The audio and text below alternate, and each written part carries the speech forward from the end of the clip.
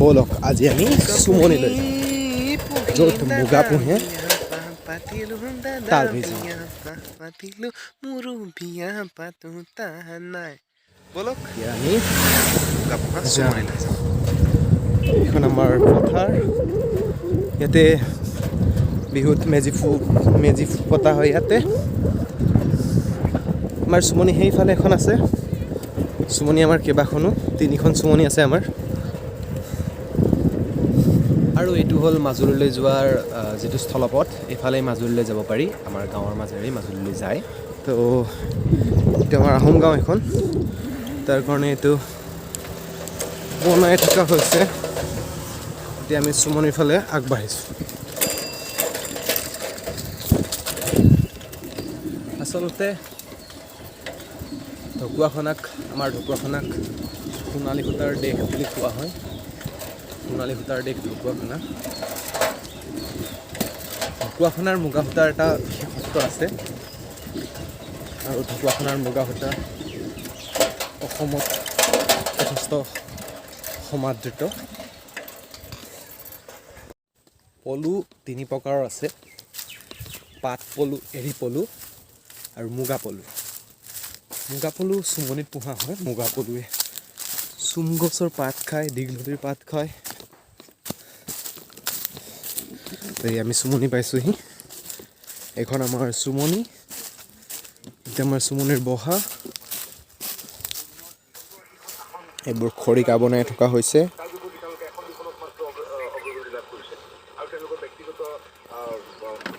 এই খৰিকাতে পখিলা চকৰি বন্ধা হ'ব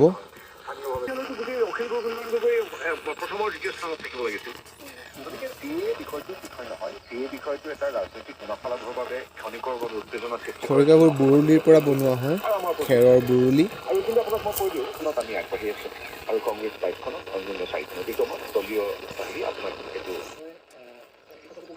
এই খৰিকাবোৰত পখিলা চকৰিবোৰ বন্ধা হয় অৰ্থাৎ যিটো আপোনালোকে জানে পখিলাৰ জীৱন চক্ৰৰ বিষয়ে নিশ্চয় জানে আৰু লেটাৰ পৰা যেতিয়া ফুটি পেলাই পখিলা এজনী হয় পখিলাৰ মতা আৰু মাইকী দুটা থাকে ইয়াকে এই চুমনীয়া ভাষাত কয় চকৰা আৰু চকৰি কয় চকৰাটো মতা হয় চকৰিজনী মাইকী হয় যিজনী কণী পাৰে আৰু মতা পখিলাটো বন্ধা নহয় মাইকী পখিলাটোক চকৰিজনীক অৰ্থাৎ সূতাৰে এই খৰিকাত বন্ধা হয় কোমল সূতাৰে আৰু বান্ধি ৰাখি পেলাই দুদিনমান থোৱা হয় মতাটো বাৰু কেইদিনমানৰ পিছত উৰি যায় জোৰ পাতি যিহেতু থাকে আৰু উৰি যোৱাৰ পাছত মাইকীজনীয়ে কণী পাৰিবলৈ আৰম্ভ কৰে আপোনালোকে এয়া চাওক চকৰি কেনেকৈ বান্ধি থোৱা হৈছে খৰিকাত চকৰাটো ইতিমধ্যে উৰি গ'ল আৰু এই চকৰিজনীয়ে এইদৰে তাৰপিছত কণী পাৰিবলৈ আৰম্ভ কৰে এই খৰিকাবোৰ চকৰা চকৰিৰ সৈতে নিৰ্দিষ্ট স্থানত ৰখা হয় যাতে নিশাচৰ চৰাই বা নিশাচৰ প্ৰাণীসমূহে আক্ৰমণ কৰিব নোৱাৰে আৰু কণী পাৰি শেষ হোৱাৰ পাছত চকৰিজনী ইয়াৰ পৰা আঁতৰাই দিয়া হয় সূতা কাটি আঁতৰাই দিয়া হয় এইদৰে কণীখিনি আমি পোৱা যায় তাৰপিছত কণীখিনি এইদৰে ৰখা হয় কণী কেইদিনমান সুৰক্ষিতভাৱে ৰখাৰ পাছত ই কণী ফুটি পলু ওলায় আৰু পলুবোৰ খৰিকাৰ সৈতে আনি চুম গছত লগাই দিয়া হয় আমাৰ এই চুমনিৰ বহাটোত চৰাই বাঁহ আছিল খুব চৰাই বাঁহ লৈছিল যোৱাবাৰ মুগা পোহাৰ পাছত এৰি যোৱাৰ পাছত চৰাই বাঁহ লৈছিল ইয়াতে এটা চৰাই বাঁহ আছিল চৰাই বাঁহটো বৰ্তমান দেউতাই বাহিৰলৈ উলিয়াই দিছে কাৰণ তাতে বহাত মানুহ থাকিলে মানে চৰাই মাকজনীয়ে টোপ খুৱাবলৈ নাহে আৰু বাঁহটোত এটা পোৱালি আছে এইটো পোৱালি খুটাত থকাৰ ভিডিঅ'টো আপোনালোকক এইখিনিতে দেখাইছোঁ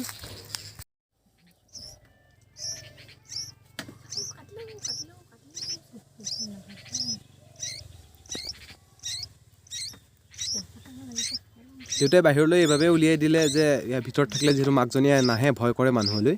আৰু গধূলি হ'লে দেউতাই আনি পেলাই আকৌ এই খুটাটোত থৈ দিয়ে মাকজনী ৰাতিটো দি ৰাখে দেউতাই আকৌ দিনত উলিয়াই দিয়ে তো এইটো আমাৰ চুমনিৰ বহা ইয়াত আদিদৰে জুই ধৰি ইয়াতে বাতুল গুটি শুকুওৱা হৈছে এইবোৰ মাটিৰে বনোৱা হয় বাতুল গুটি চুমনিৰ বহাৰ এয়া চুমনিৰ সম্পত্তি এয়া হয় এতিয়া বাতুল গুটি লোৱা হয় তাৰ পাছত এখন ধনু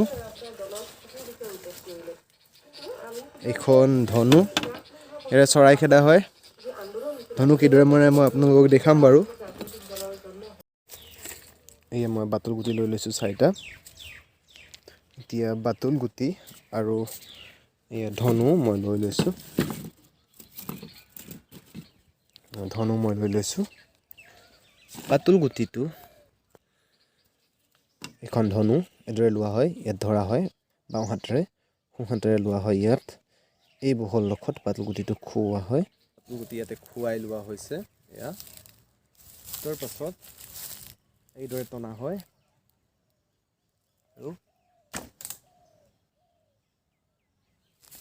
আৰু এইদৰে বাতুল গুটি আৰু ধনুৰে চুমনিয়াই চৰাই খেদি মুগাক ৰক্ষা কৰে। ইয়াৰে ছাই উৰিছেহে বৰ্তমান ষ্টেজটো। প্ৰথম কণী ফুটি ওলোৱাৰ পাছত মুগাবোৰ ছাই বৰণীয়া হৈ থাকে, সৰু সৰু অকণমানি ছাই বৰণীয়া হৈ থাকে আৰু ইয়াৰ পাছতে সিহঁতে পাত চাত খাই অকণমান ডাঙৰ হৈ ছাল চেলায়, যিদৰে মূৰ থলাই সাপে মূৰ থলোৱাৰ দৰে সিহঁতেও মূৰ থলায় আৰু মূৰ থলাই সিহঁতৰ গাৰ বৰণটো, গাৰ এই ছাই বৰণৰ ছালটো সিহঁতে আঁতৰাই দিয়ে, সেইটো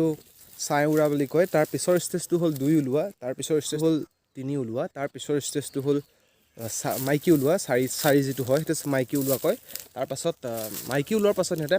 পকে, অৰ্থাৎ পকাৰ সিহঁতে মুঠ নহ'লে ডাইৰেক্ট সিহঁতে যি খোৱা বস্তুবিলাক জলম কৰি দিয়ে, তাৰপিছত আৰু বমি কৰি দিয়াৰ পিছত সিহঁতে কমপ্লিটলি ভিতৰখন খালী কৰি দিয়ে, অৰ্থাৎ সূতা বনাবৰ কাৰণে সিহঁতে ৰেডি হৈছে।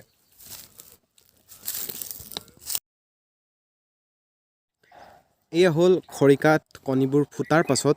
আনি পেলাই চুম গছত লগোৱাৰ দৃশ্য। চুম গছত এইদৰে আনি পেলাই কণী ফুটা খৰিকাবোৰ আনি ইয়াত লগোৱা হয়।